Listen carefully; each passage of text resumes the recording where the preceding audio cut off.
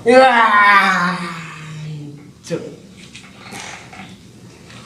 selamat pagi, siang, sore, malam, tengah malam, teman-teman semua. Jumpa lagi bersama saya Dimas Bagus Anggoro. Ya, sama seperti kemarin, masih di segmen yang sama, kita akan ngomongin filsafat.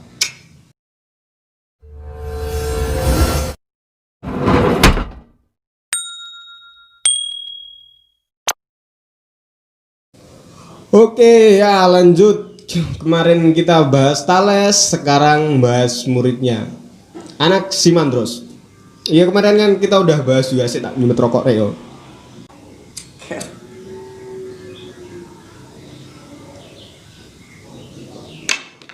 Kita sekarang akan membahas Anaximandros.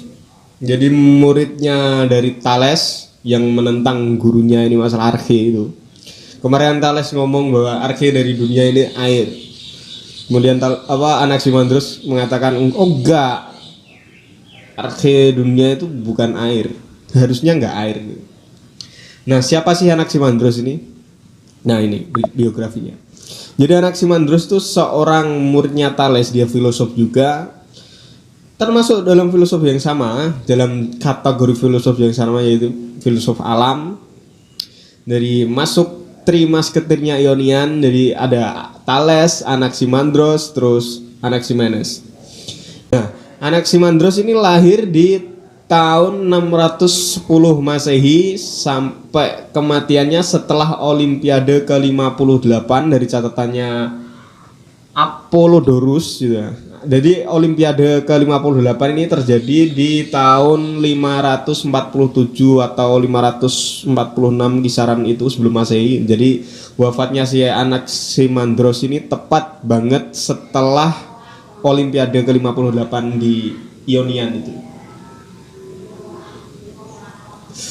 Nah, apa sih yang diusulkan Anaximandros ini? Nah, yang diusulkan Anaximandros ini adalah bahwa arche dunia ini bukanlah air gitu ya. Jadi arche dunia itu tu apeiron, kemarin kita udah singgung. Jadi apa itu tu apeiron? Nah, pertanyaannya kan apa itu tu apeiron? Jadi si Anaximandros ini menggambarkan atau membayangkan bahwa ada suatu submatter, ada suatu substansi materi gitu. Jadi itu namanya to apeiron, itu ada dua substansinya, yaitu substansi panas dan substansi dingin. Panas dan dingin. Jadi katakanlah yang panas ini berputar searah jarum jam dan yang dingin ini berputar berlawanan jarum jam. Jadi itu ya apa yang gambarno ya? Jadi itu kayak lingkaran gitu ya, yang satu itu yang submateri panas itu berputar searah jarum jam, yang submateri dingin itu berputar berlawanan jarum jam, terus menerus bergesekan kayak gitu, dan menimbulkanlah materi-materi yang ada saat ini atau yang jadi dunia saat ini. Nah, itulah pikiran Anaximandros. Jadi emang agak metafisis gitu ya, pikirannya emang agak rondo gaib yang jadi arti dari to apeiron sendiri kan ya nggak terbatas. Jadi to apeiron itu terus berputar sampai sekarang dan melahirkan materi-materi baru lagi. Kalau kita tarik sampai sekarang, kalau kita pakai ilmunya Anaximandros ini, pakai pandangannya Anaximandros ini, to apeiron ini terus berputar terus dan melahirkan melahirkan materi-materi baru lagi yang ada yang panas dan dingin terus berputar, terus ya muncul materi padat dan jadilah planet, terus muncul dari materi yang dingin, kemudian materi yang dingin meleleh jadilah air, dan kemudian panas ini menguap jadilah udara. Nah gitu katanya Anaximandros. Jadi selain pemikirannya tentang to apeiron itu tadi, mungkin udah jelas atau belum ya? Anggap aja udah jelas lah ya.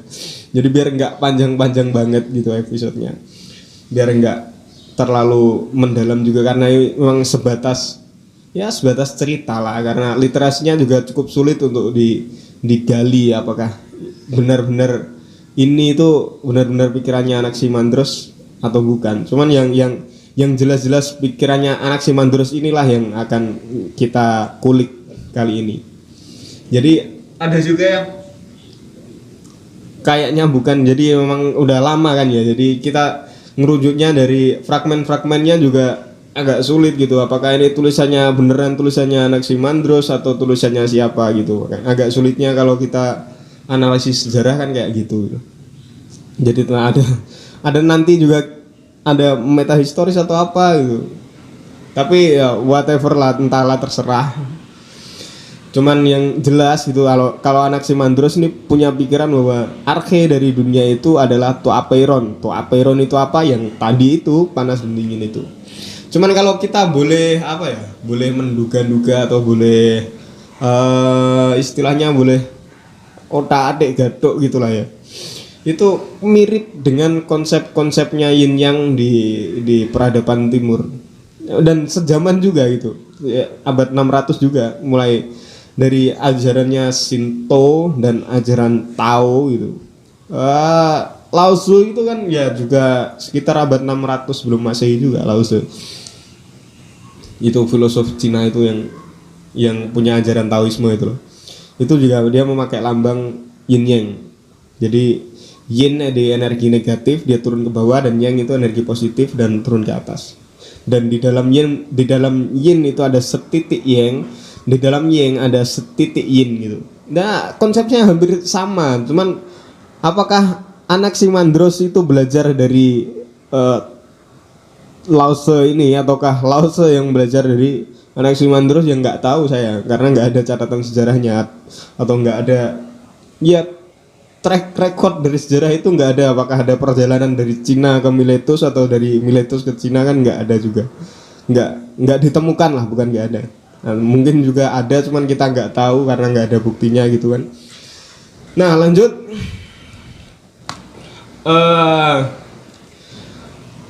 Anaximandros ini terkenal karena dia ahli dalam bidang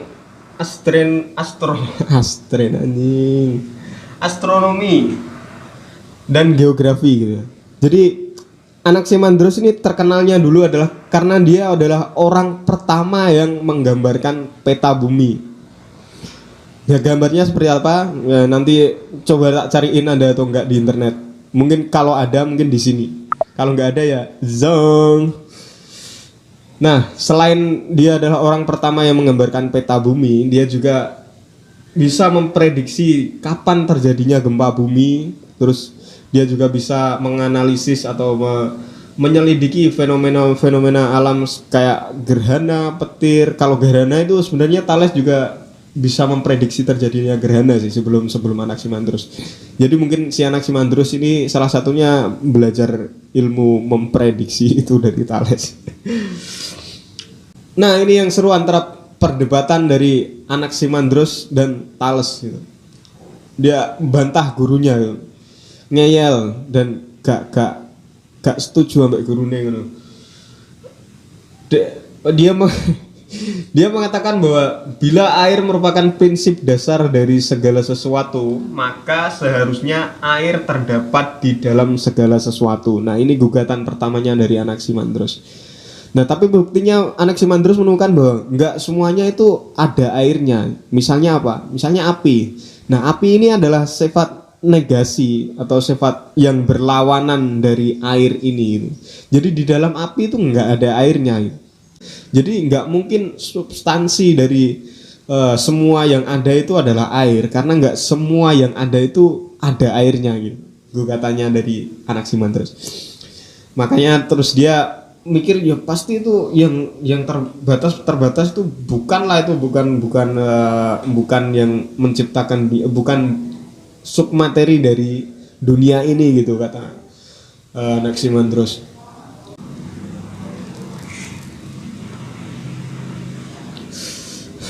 Ya, jadi Anaximandros itu yaitu pemikirannya yang aku ketahui cuma itu. Sebenarnya ya ada banyak. Sebenarnya aku mau bicarain tentang itu tadi, yang jangan-jangan ada korelasinya antara pikiran-pikirannya Anaximandros ini dengan filsafat Cina atau filsafat Shinto ini mana? Jepang kalau nggak salah. Koreksi kalau aku salah. Correct me when I'm wrong.